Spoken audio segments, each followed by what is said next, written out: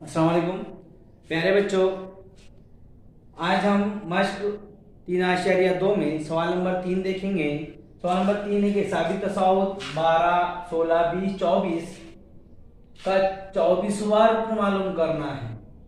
तो हम जानते हैं कि T1 बराबर 12, T2 बराबर 20, ये T2 बराबर 16, T3 बराबर 20 और T4 बराबर 24 है।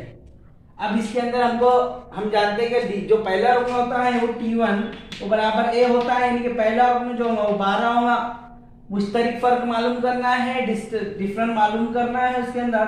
तो हम जानते हैं कि minus T2 minus T1, T2 यानी कि 16, T1 12 बराबर 4। ये हम क्या मालूम कर रहे हैं? D मालूम कर रहे हैं। T3 माइनस T2, T3 20 मनफी 16 बराबर 4, T4 माइनस T4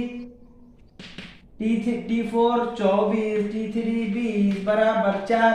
यानी कि मुश्तरिक फर्क जो आ रहा है वो D आ रहा है, यानी कि पहला रुकन जो A होगा वो 12 होगा, दूसरा रुकन यानी कि ये दूसरी डिफरेंस जो होगा तो वो होगा 4। और कितवा रुकन मालूम करना है? 24वां रुकन मालूम करना है।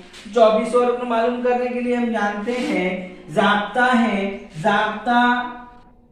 अगर वार रुकन पूछता है, मैंने इससे पहले भी आपको बताया था कि वार रुकन पूछता है जितना वार रुकन, तो आपको उस वक्त Tn का जाब्ते का इस्तेमाल करना पड़ेगा। Tn बराबर होता है a जमा कॉस में n मनफी 1 d।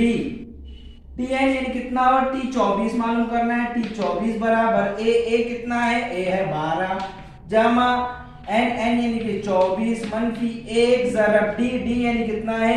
d डिफरेंट मालूम हुआ 4।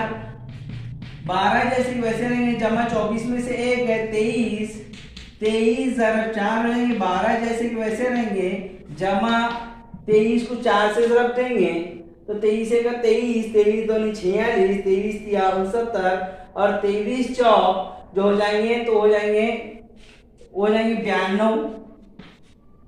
तो बराबर हो जाएंगे 92 और 12, यानी 92 में 12 जमा करेंगे तो हो जाएंगे 104। तो ये T24 बराबर 104 जवाब आ जाएगा।